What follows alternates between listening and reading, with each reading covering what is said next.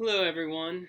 As we're being quarantined, I figured I would still finish reading because of Winn Dixie because I'm leaving everyone hanging right now. Not sure when we'll be back at school yet, so I figured I would still post the last two chapters so we know how the story ends now. So, this is chapter 25 of Because of Winn Dixie by Kate DiCamillo. We heard the music before we even got to Gloria Dump's house. We heard it almost a block away.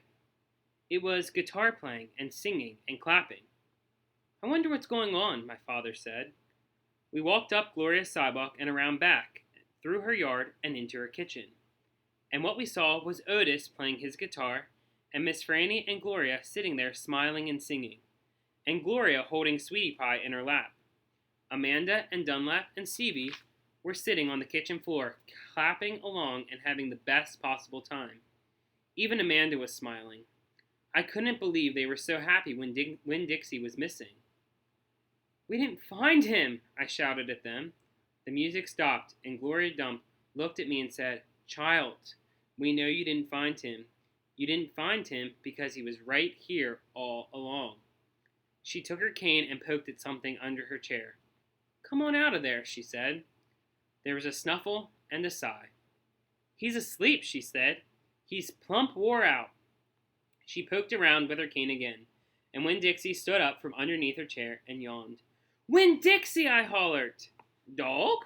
Gertrude squawked. Winn Dixie wagged his tail and showed me all his teeth and sneezed. I went pushing past everybody. I dropped to the floor and wrapped my arms around him.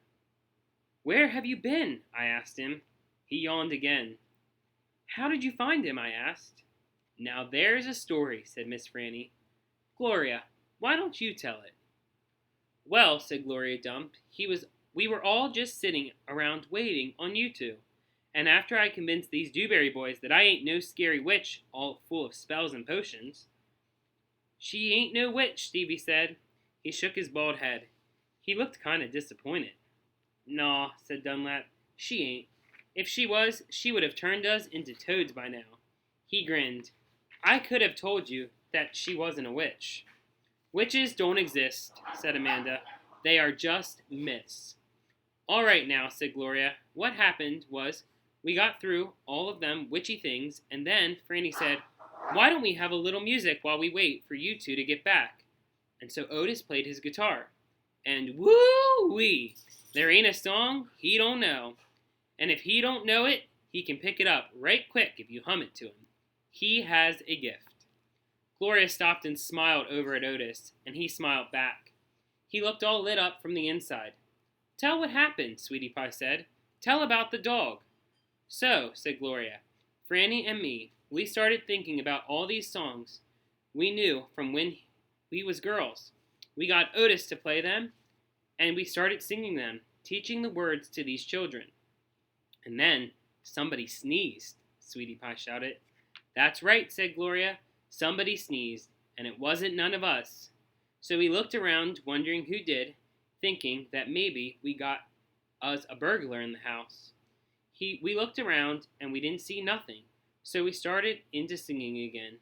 And sure enough, there was another big achoo, sounding like it was coming from my bedroom. So I sent Otis in there. I said, "Otis, go in there and see who is sneezing." So Otis went. And do you know what he found? I shook my head. "Winn Dixie!" shouted Sweetie Pie. "That dog of yours was all hid underneath my bed, squeezed under there like the world was about to end. But he was smiling like a fool every time he heard." Otis played the guitar, smiling so hard he sneezed. My daddy laughed. "It is true," Miss Franny said. "It's the truth," said Stevie. Dunlap nodded and smiled right at me. "So," Gloria Dump said, "Otis played his guitar right to that dog, and a little bit at a time, Winn Dixie came creeping out from underneath the bed." "He was covered in dust," said Amanda. "He looked like a ghost," said Dunlap. "Yes," said Sweetie Pie, "just like a ghost." "Mm-hmm," said Gloria. "Looked just like a ghost. Anyway, the storm stopped after a while, and your dog settled in under my chair and fell asleep, and that's where he's been ever since, just waiting on you to come back and find him." Winn Dixie, I said. I hugged him so tight he wheezed. We were out there whistling and calling for you, and you were right here all along. Thank you, I said to everybody. Well, said Gloria Dump, we didn't do nothing. We just sat here and waited and sang some songs. We all got to be good friends. Now, the punch ain't nothing but water, and the egg salad sandwiches got tore up by the rain. You gotta eat them with a spoon if you want egg salad. But we got pickles to eat and litmus lozenges, and we still got a party going on. My daddy pulled out a kitchen chair and sat down. Otis, he said, do you know any hymns? I know some, said Otis. You hum it, said Miss Franny, nodding her head, and he can play it. So my daddy started humming something, and Otis started picking it out on his guitar. And when Dixie wagged his tail and lay back down underneath Gloria's chair. I looked around the room at all the different faces, and I felt my heart swell up inside me with pure happiness. I'll be back in a minute, I said. But they were all singing now and laughing, and Winn Dixie was snoring, so no one heard me. Where could Opal be going? We'll have to find out in Chapter 26. This was the end of Because of Winn Dixie, Chapter 25. If you like my channel, you can like and subscribe below.